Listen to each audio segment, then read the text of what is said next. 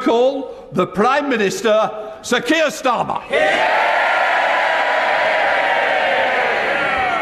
Mr. Speaker-elect, on behalf of the whole House, may I be the first to congratulate you on your re-election. Those of us here in the previous Parliament will always remember the wonderful support that you provided to the former Conservative member, Craig McKinley, and his inspiring battle to overcome his injuries from sepsis. All of those returning will remember, as I do, the speech he gave just a few weeks ago, which was inspiring and moving, and we wish him well. And I had the privilege on that occasion to meet his family and his young daughter. That support, Mr. Speaker-elect, was characteristic of your profound care for the interests and welfare of all members, especially backbenchers.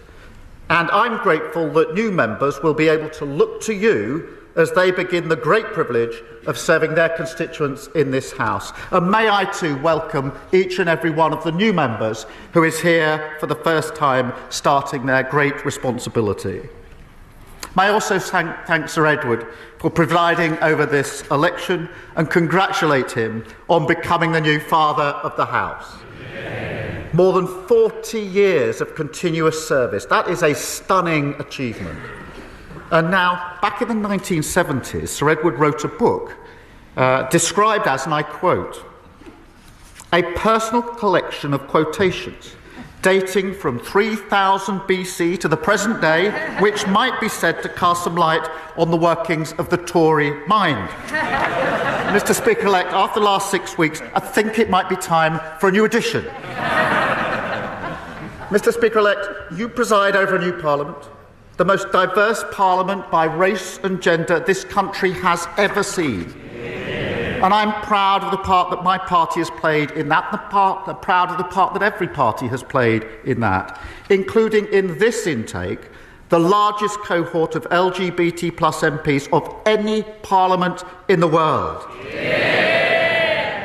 And given all that diversity, Mr. Speaker-elect, I hope you will not begrudge me for a slight departure from convention to also pay tribute to the new mother of the House, Diane Abbott, who has done so much in her career over so many years to fight for a Parliament that truly represents modern Britain. We welcome her back to her place. And now, as in any new Parliament, we have the opportunity and the responsibility to put an end to a politics that has too often seemed self-serving and self-obsessed, and to replace that politics of performance with the politics of service. Because service is a precondition for hope and trust, and the need to restore trust should weigh heavily on every member here, new and returning alike. We all have a duty to show that politics can be a force for good. So whatever our political differences, it's now time to turn the page, unite in a common endeavour of national renewal, and make this new Parliament a Parliament of service. Thank you. I now call the Leader of the Opposition, Rishi Sunak. Well, Mr. Speaker-elect, I'm pleased to join the Prime Minister in welcoming you back to the Speaker's chair. And can I also praise the wonderful speech from the Honourable Member for Lancaster and Wyre? And can I start by congratulating the Prime Minister on his election victory? And as he takes on his formidable task, he and his family deserve the good wishes of all of us in this House. Now, in our politics, we can argue vigorously, as the Prime Minister and I did over the past 6 weeks, but still respect each other. And whatever disputes we may have in this Parliament, I know that everyone in this House will not lose sight of the fact that we are all motivated by our desire to serve our constituents, our country, and advance the principles that we honourably believe in. And to every member, new and old, let me welcome them to their places and congratulate them on their results. To be sent to this place by one's constituents is the greatest honour, privilege, and responsibility. I know every one of us will be trying to repay the trust placed in us, and I look forward to continuing to represent the interests of my own rural North Yorkshire constituents. One of the great aspects of our system is no matter how high you rise, you still have that constituency which keeps you grounded. And my advice to all members is to appreciate the role that you have every day that you have it. And for those of us in my party, let me begin with a message to those who are no longer sitting behind me. I am sorry. We have lost too many diligent, community-spirited representatives whose wisdom and expertise will be missed in the debates and discussions ahead. It is important that after 14 years in government, the Conservative Party rebuilds. So now we will take up the crucial role of His Majesty's official opposition, professionally, effectively, and humbly. And restoring trust begins by remembering that being here is an opportunity to do what those we serve expect of us. And in our case, that means holding the new government to account. Can I congratulate the Father of the House, the member for Gainsborough? My right honourable friend has given 41 years of remarkable, dedicated service to this House and his constituency. I know full well how ferociously my right honourable friend fights for the interests of his constituents, and I applaud him for that. My right honourable friend is also testament to the benefits of an early morning dip in the Serpentine. And members may be interested to note that the Bottomleys have also had a big influence on my right honourable friend's career.